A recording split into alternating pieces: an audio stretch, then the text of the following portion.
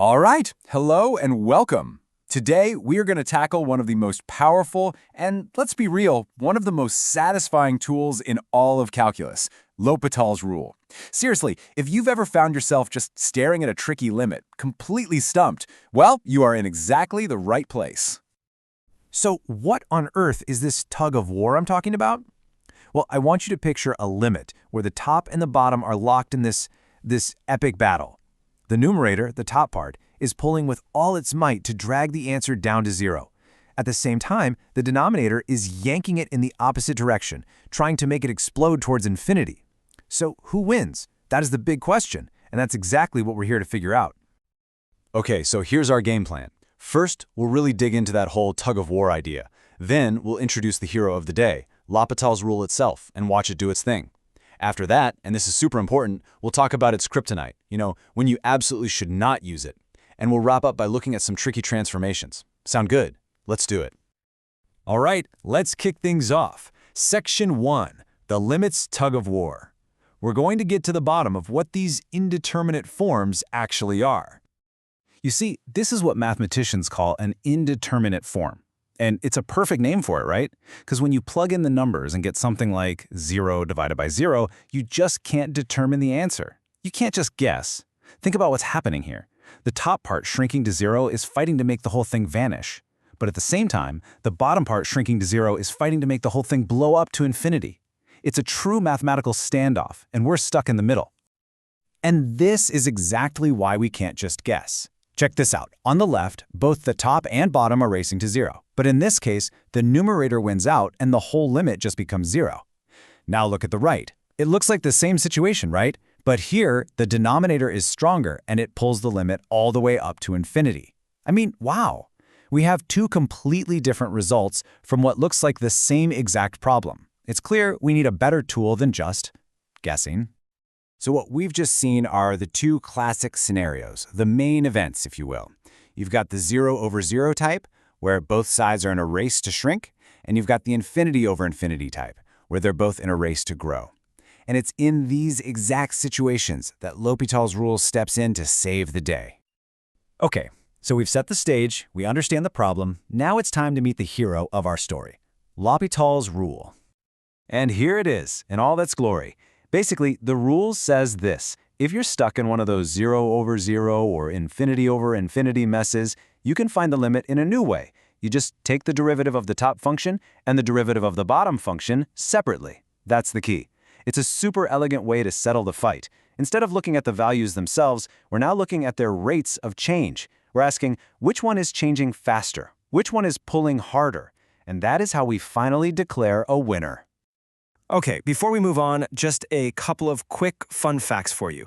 First off, how do you say it? It's L'Hopital. Got it? Good. And here's the juicy part. The rule wasn't even discovered by L'Hopital. It was actually the work of another mathematician, Bernoulli. L'Hopital, who was a wealthy marquis, pretty much just paid him for the discovery so he could publish it in his own textbook. A little bit of old-school mathematical drama for you. How cool is that? All right, enough talk. Now for the really fun part. Let's put our hero to work and see this rule in action. Let's take this first example. We've got the limit of x squared over sine of x as x goes to 0. So first things first, let's check the form. If we plug in 0, x squared is 0, and sine of 0 is also 0. Ding, ding, ding, we've got a 0 over 0 form. That's our green line. So let's apply the rule. The derivative of the top, x squared, is 2x. Easy. The derivative of the bottom, sine of x, is cosine of x. Okay, now we evaluate our new limit. As x goes to 0, 2x is 0, and cosine of 0 is 1. So we get 0 over 1, which is just 0, and we're done. See? Beautifully simple. Okay, that was pretty straightforward. But what happens when the tug-of-war is, really intense? Well, sometimes you just have to apply the rule more than once, maybe even a few times. So take a look at this monster. Yikes. But don't panic. The process is exactly the same. First, let's plug in 0. The top becomes, a bunch of stuff that adds up to 0. And the bottom, x cubed, is also 0. So yep, it's an indeterminate form, even though it looks way more complicated. So what do? You guessed it, we apply the L'Hopital's rule. And this is where L'Hopital's rule really flexes its muscles. So we apply it the first time, and we get a new limit. But wait, if we plug in 0 again, it's still 0 over 0. No problem. The rule says if you have an indeterminate form, you can use it. So let's just go again. We apply it a second time, and you've got to be kidding me, it's still 0 over 0. But we don't give up. One more time. On the third try, bam, everything simplifies beautifully. We're left at the limit of e to the x over 6. And that we can solve. It's just 1/6. See? Persistence totally pays off. Okay, but listen up, because this next part is maybe the most important. Like any superhero, L'Hopital's rule has a weakness, a kryptonite, and you absolutely have to know when not to use it.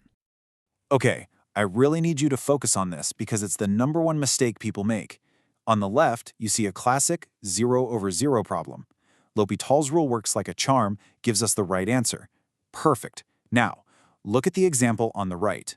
If we just plug in 0, we get sine of 0 over 0 plus 1. That's just 0 over 1, which is 0. The limit is just 0. It's not an indeterminate form. But what happens if we just blindly apply the rule anyway? We'd get an answer of 1, which is completely, totally wrong. This is the biggest trap you can fall into. So let's burn these two pitfalls into our brains. Pitfall number 1, don't use it on a limit you can already solve. You must always, always, always check if it's 0 over 0 or infinity over infinity first.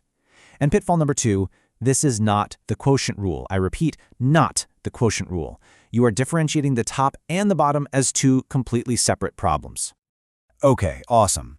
So we've pretty much mastered the main event. But what about some of the other indeterminate puzzles out there?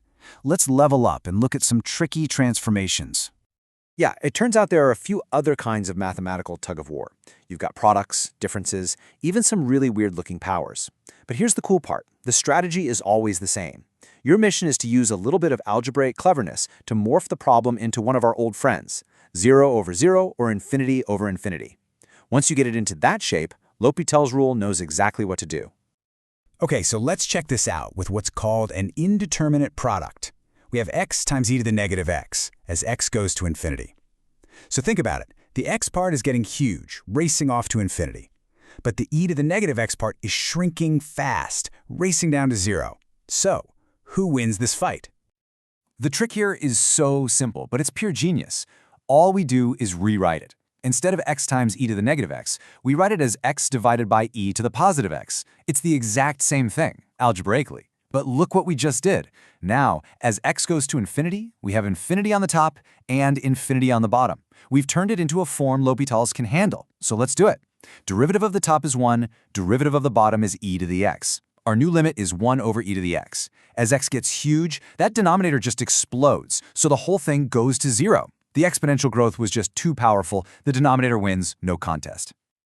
All right, let's wrap this up and lock in the key takeaways. First, always think of those indeterminate forms as the mathematical tug of war. It's a battle. Second, L'Hopital's rule is your go-to move for the 0 over 0 and infinity over infinity fights, because it settles things by comparing who's changing faster. Third, and I can't say this enough, the golden rule, always, always check that the limit is actually indeterminate before you use the rule. And finally, remember that even those other tricky forms can be wrangled into shape with a little bit of creative algebra. And I want to leave you with this one last thought. You know, L'Hopital's rule can feel like a magic trick, right? Like some amazing shortcut that just slices through a complicated problem. But it's more than that. What it's really doing is showing us a deeper truth about the world of functions, about how fast they grow in relation to each other.